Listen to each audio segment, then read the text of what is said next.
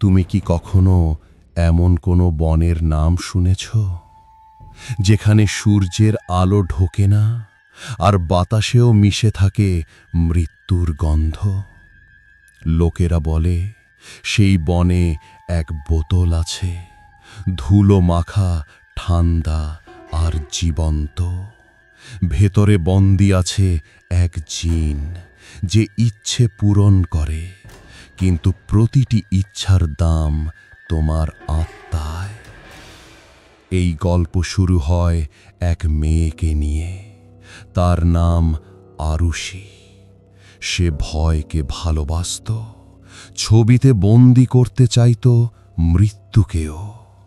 কিন্তু সেদিন ক্যামেরার খোঁজে বেরিয়ে সে ঢুকে পড়ল এমন এক অরণ্যে যেখান থেকে ফেরার পথ শুধু মৃত্যুর পরেই মেলে। বৃষ্টি নেমেছিল, বজ্রপাত কাঁপিয়ে দিয়েছিল আকাশ, আর তারপর সে পেল সেই বোতলটা। বোতলটা খুললেই শুরু হয় এক খেলা, ইচ্ছা আর প্রতারণার খেলা, যেখানে মুক্তি মানে মৃত্যু আর প্রেম মানে অভিশাপ। এটাই অভিশপ্ত জিনের গল্প, একটা গল্প যা শেষ হয় না, বরং অপেক্ষা করে তোমার স্পর্শের। আজ আমরা আরুষির সেই ভয়ঙ্কর যাত্রার সাক্ষী হব। কিন্তু সেই অভিশপ্ত জঙ্গলে প্রবেশ করার আগে আমাদের চ্যানেলটি সাবস্ক্রাইব করে আমাদের সাহসী অভিযাত্রীদের দলে যোগ দিন। ভিডিওটি ভালো লাগলে লাইক ও শেয়ার করতে ভুলবেন না।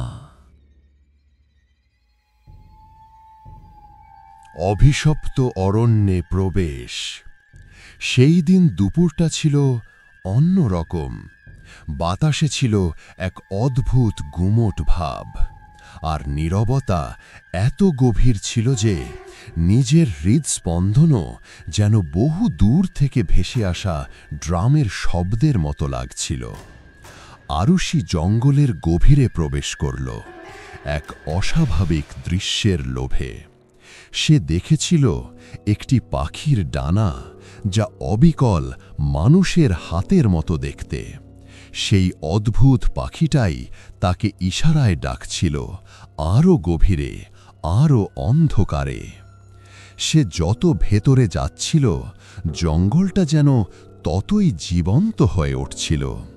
গাছের ডালপালাগুলো সাপের মতো একে অপরকে জড়িয়ে ধরছিল, আর পাতার ফাঁক দিয়ে তার দিকে তাকিয়েছিল হাজার হাজার অদৃশ্য চোখ।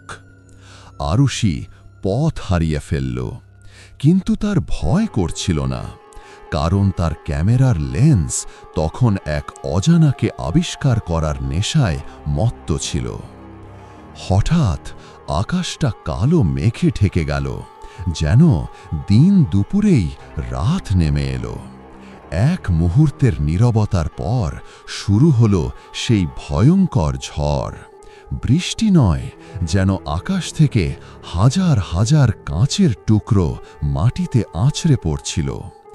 বিদ্যুৎ চমকের আলোয় আরুষি ক্ষণিকের জন্য দেখল গাছের আড়ালে দাঁড়িয়ে আছে লম্বা, শীর্ণ ছায়ামূর্তি।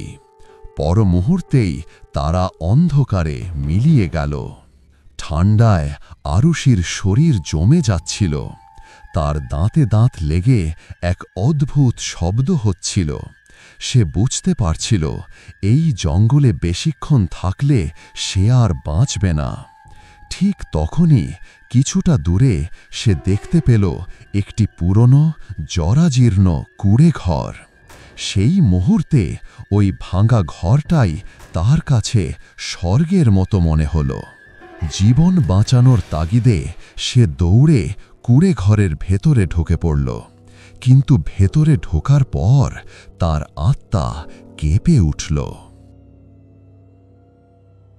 কুঁড়ে ঘরের ভেতরটা বাইরের ঝড়ের চেয়েও বেশি ভয়ঙ্কর ছিল। বাতাসটা ছিল ভারী, আর তাতে মিশেছিল পচা মাংসের মতো এক তীব্র দুর্গন্ধ। ঘরের দেয়ালে কেউ যেন যন্ত্রণায় নখ দিয়ে আঁচড় কেটে অদ্ভুত অসম্পূর্ণ নকশা এঁকেছে। আর ঘরের এক কোণায় পড়েছিল একটি ভাঙা কাঠের দোলনা, যা বাতাস না থাকা সত্ত্বেও থেকে থেকে নিজে থেকেই হালকা দুলে উঠছিল। Catch catch catch. অরুষির শরীর ভয়ে জমে গেল। সে ঘর থেকে বেরিয়ে যেতে চাইল, কিন্তু বাইরের ঝড় তাকে সেই সাহস দিল না। তার ভেজা শরীর তখনও কাঁপছিল। হঠাৎ তার চোখ পড়ল ঘরের মাঝখানে রাখা একটি ছোট্ট টেবিলের ওপর। সেখানে ধুলোর আস্তরণের নিচে রাখা ছিল একটি পুরনো অদ্ভুত বোতল। বোতলটা সাধারণ ছিল না। তার গায়ে প্রাচীন দুর্বোধ্য ভাষায় কি যেন লেখা ছিল। কৌতূহলের বশে আরুষি বোতলটার দিকে এগিয়ে গেল। সে ওটাকে স্পর্শ করার সাথে সাথেই বোতলটা হালকা গরম হয়ে উঠল, আর তার ভেতরের লেখাগুলো ক্ষণিকের জন্য লাল রঙে জ্বলে উঠে আবার নিভে গেল। আরুষি অবাক হয়ে বোতলের ছিপিটা খুলল, আর সাথে সাথেই ঘটে গেল সেই ভয়ঙ্কর ঘটনা। বোতলের ভেতর থেকে শুধু ধোঁয়া নয়, বেরিয়ে এলো পোড়া মাংসের তীব্র গন্ধ, আর সহস্র কণ্ঠের আর্তনাদের মতো এক অস্ফুট আওয়াজ। সেই ধোঁয়া ধীরে ধীরে এক বিশাল অস্পষ্ট মানবাকৃতিতে পরিণত হল। তার চোখ দুটি ছিল জ্বলন্ত কয়লার মতো, কিন্তু মুখে কোনো অভিব্যক্তি ছিল না। সেই ছায়ামূর্তি এক শান্ত কিন্তু হিমশীতল কণ্ঠে বলল, যা অরুষির মস্তিষ্কের ভেতরে প্রতিধ্বনিত হতে লাগল, বলো, হে মানব কন্যা, কি চাও তুমি আমার কাছে? আরুষি ভয়ে এক পা পিছিয়ে গেল। তার গলা শুকিয়ে কাঠ, মুখ দিয়ে কোনো শব্দ বের হচ্ছিল না। জিনটি তার মনের ভয় পড়তে পেরেই যেন আবার বলল, ভয় পেও না, আমি তোমার কোনো ক্ষতি করব না। আমি এই বোতলে শত শত বছর ধরে বন্দী। আমি তোমার দুটি ইচ্ছা পূরণ করতে পারি, কিন্তু একটি শর্ত আছে। আরুষি কাঁপা কাঁপা গলায় জিজ্ঞেস করল, কি শর্ত? জিনটি বলল, তোমার দুটি ইচ্ছা পূরণ হওয়ার পর আমার একটি ইচ্ছা তোমাকে পূরণ করতে হবে। যদি তুমি তা করতে পারো, আমি মুক্ত হব, আর যদি না পারো, তবে তোমার মৃত্যু নিশ্চিত। মৃত্যুর ভয়ে আরুষির শরীর আবার কেঁপে উঠল। তার ভেজা কাপড় আর হাড় কাঁপানো ঠান্ডা তাকে মরিয়া করে তুলেছিল। সে আর কিছু না ভেবেই তার প্রথম ইচ্ছাটি জানাল, আমার উষ্ণতা চাই, আমার শরীর জমে যাচ্ছে, একটা আগুনের ব্যবস্থা করো। জিনটি তার অভিব্যক্তিহীন মুখে নিঃশব্দে হাসল। সে শুধু আঙুলে একটি তুড়ি বাজাল, আর সাথে সাথেই কুঁড়ে ঘরের মাঝখানে দাও দাও করে আগুন জ্বলে উঠল। কিন্তু সেই আগুনের রং ছিল সবুজ, আর সেই সবুজ আগুনের আলোয় ঘরের দেওয়ালের ছায়াগুলো জীবন্ত হয়ে নাচতে শুরু করল। আরুষির মনে হল ছায়াগুলো যেন তাকে ব্যঙ্গ করে হাসছে। সে ভয়ে ভয়ে আগুনের পাশে গিয়ে বসল। সবুজ আগুন তাকে উষ্ণতা দিচ্ছিল ঠিকই, কিন্তু সেই উষ্ণতার চেয়েও তার মনের ভয় ছিল অনেক বেশি তীব্র। দ্বিতীয় ইচ্ছা এক ভয়ঙ্কর মায়া। কিছুক্ষণ পর যখন আরুষির শরীর কিছুটা শান্ত হল, তার ভেতরের ভয় আরও তীব্র হয়ে উঠল। এই সবুজ আগুন, এই জীবন্ত ছায়া, এই দুর্গন্ধ, সব কিছুই তার আত্মাকে ভেতর থেকে কুরে কুরে খাচ্ছিল। এই চরম নিঃসঙ্গতায় তার মনে পড়ল তার মায়ের কথা। 10 বছর আগে তার মা মারা গেছেন। মা থাকলে হয়তো সে এত ভয় পেত না। এই ভাবনার সাথে সাথেই তার ভেতর থেকে এক তীব্র আকাঙ্ক্ষা জন্মালো। সে তার মাকে একবার দেখতে চায়, শেষবারের মতো তাকে জড়িয়ে ধরতে চায়। আরুষি সেই জ্বলন্ত চোখের জিনটির দিকে তাকিয়ে বলল, আমি আমি আমার মাকে দেখতে চাই। জিনটি এবারও কোনো কথা বলল না, শুধু তার ছায়াময় হাতটা বাতাসের মধ্যে একবার ঘোরাল, আর সাথে সাথেই কুড়ে ঘরের এক কোণায় অন্ধকার জমাট বেঁধে এক নারী মূর্তির আকার নিল। আরুষির মা। কিন্তু এ কোন মা? তার মায়ের চেহারা ছিল ফ্যাকাশে কাগজের মতো সাদা, চোখ দুটি ছিল শূন্য, তাতে কোনো আবেগ ছিল না। তিনি আরুষির দিকে তাকিয়ে হাসলেন, কিন্তু সেই হাসিতে কোনো আনন্দ ছিল না, ছিল শুধু এক রাস শূন্যতা। আরুষি তার সব ভয় ভুলে গিয়ে দৌড়ে গিয়ে তার মাকে জড়িয়ে ধরল। কিন্তু এ কি? তার মায়ের শরীর ছিল বরফের মতো ঠান্ডা। সেই স্পর্শে আরুষির রক্ত জমে গেল। তার মা এক যান্ত্রিক কণ্ঠে বলতে লাগলেন, কেমন আছিস মা? আরুষির চোখ দিয়ে জল গড়িয়ে পড়ছিল। সে তার মাকে সব ঘটনা খুলে বলতে চাইল, কিন্তু হঠাৎই জিনটি বলে উঠল, সময় শেষ হয়ে আসছে। আরুষির মা তাকে আরও শক্ত করে জড়িয়ে ধরলেন, আর তার কানের কাছে ফিসফিস করে বললেন এমন কিছু যা শোনার জন্য আরুষি প্রস্তুত ছিল না। এখান থেকে পালা মা, এটা একটা ফাঁদ।